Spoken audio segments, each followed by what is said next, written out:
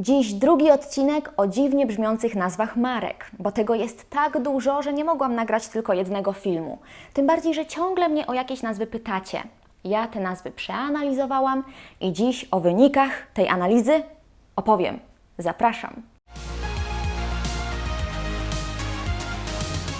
Zacznę wyjątkowo od polskich marek, tyle że takich, które mają obce nazwy.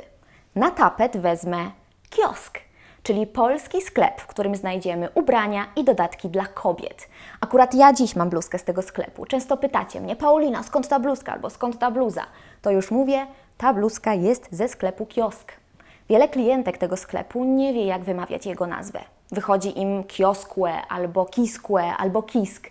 I nie ma w tym nic dziwnego, bo to wcale nie jest takie oczywiste. Wymawia się to na szczęście w bardzo prosty sposób, czyli tak, jak to zrobiłam na początku. Bo to kiosk!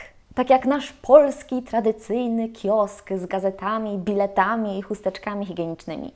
Nie ma więc tu większej filozofii. Kiosk i już. Tyle że nie z gazetami, a z eleganckimi ubraniami dla kobiet. Tylko co z odmianą? Odmieniamy czy nie? Z tego, co udało mi się ustalić, tej nazwy nie odmieniamy. Ale jeśli razi Was taka nieodmieniona forma, możecie mówić na przykład tak: tę bluzkę kupiłam w salonie lub w butiku kiosk.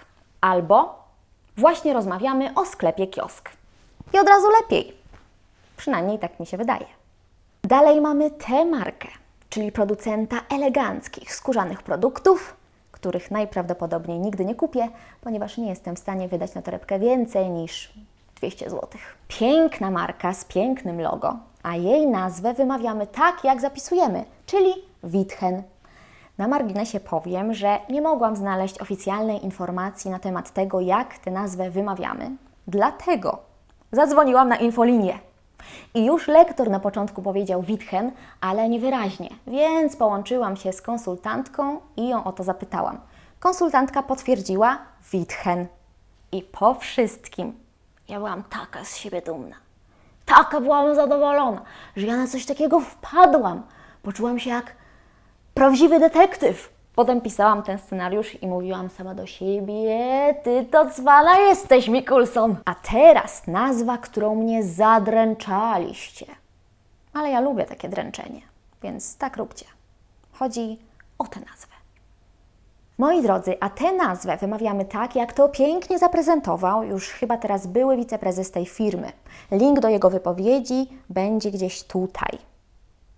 Tak, chyba z tej strony wyjedzie. Ten wiceprezes powiedział, że powinno to brzmieć mniej więcej tak: Xiaomi.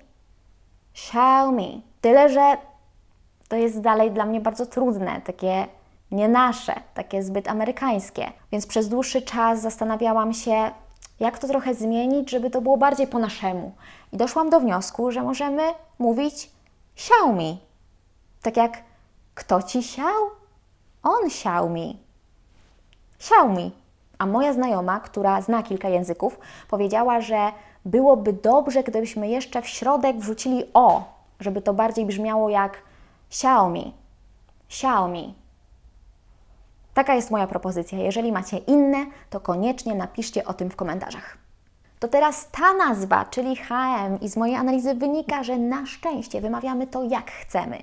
H&M, H&M, H&M, nawet H&M, tyle że moim zdaniem brzmi to trochę tak, jakbyśmy mówili TVN zamiast TVN. Ale jeśli ktoś chce mówić H&M, proszę bardzo, będę ostatnią osobą, która to skrytykuje. Mówicie jak chcecie. Ja z kolei długo nie wiedziałam, jak wymawiamy tę nazwę. Myślałam, że może PiS, może PESE, może PES. Tak kombinowałam. Ale już teraz wiem, że w związku z tym, że jest to nazwa włoska oznaczająca między innymi krainę, wymawiamy ją Paese. Dodatkowo obejrzałam mnóstwo filmów naszych polskich vlogerek kosmetycznych i każda z nich mówiła Paese. Zatem chyba nikt z nas nie powinien mieć żadnych wątpliwości. Na koniec Hyundai. Oryginalnie tę nazwę wymawiamy tak, jak to zrobiła ta piękna pani w tym filmie, do którego link pojawi się gdzieś tutaj.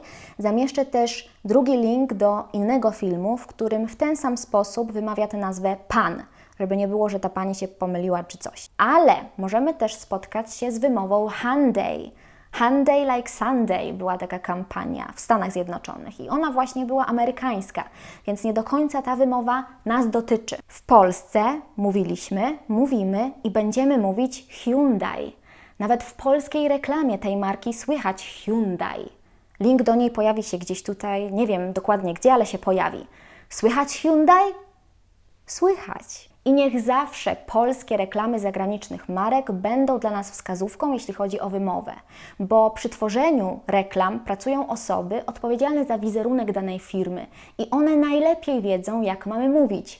Skoro w polskiej reklamie słychać Hyundai, to znaczy, że ta wymowa jest w porządku i możemy tak mówić na co dzień. Nie musimy już kombinować, mówić Hyundai albo Hyundai. Hyundai jest ok. I już. Kończąc, powiem coś, co w zasadzie powinno być oczywiste, ale dla jasności to powiem. W tych 2 odcinkach o obcych nazwach marek mówiłam o tym, jak te nazwy czytamy w Polsce. W Polsce! Dlatego trochę dziwią mnie komentarze w stylu jakie kamaje? Przecież my to czytamy kamaje. Tyle, że w Polsce nie mamy takiego dźwięku jak Nawet nie umiem tego powiedzieć. Wymówić. Nie ma. Tego nie ma.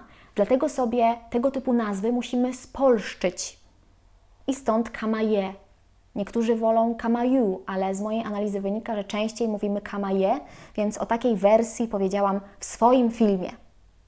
Jeżeli kamaje spolszczymy do kamaje, nic się złego nie stanie. Tak samo paese to jest włoska nazwa, więc oryginalnie brzmi nieco inaczej. Ma taką włoską melodię w stylu paese. Ale my się nie musimy wygłupiać, nie musimy łamać sobie języka. Poza tym wersja paese bardziej pasuje do naszego języka. I już. Bo chodzi o to, żeby po pierwsze pięknie się różnić, a po drugie nie utrudniać sobie życia, kiedy możemy sobie to życie ułatwić. To teraz suchar, który wspaniale pasuje do tematu tego odcinka i leci on tak. Jak się nazywa łóżko z klocków? Zgadniecie, bo Wam podpowiedziałam, ale już trudno. To łóżko nazywa się legowisko.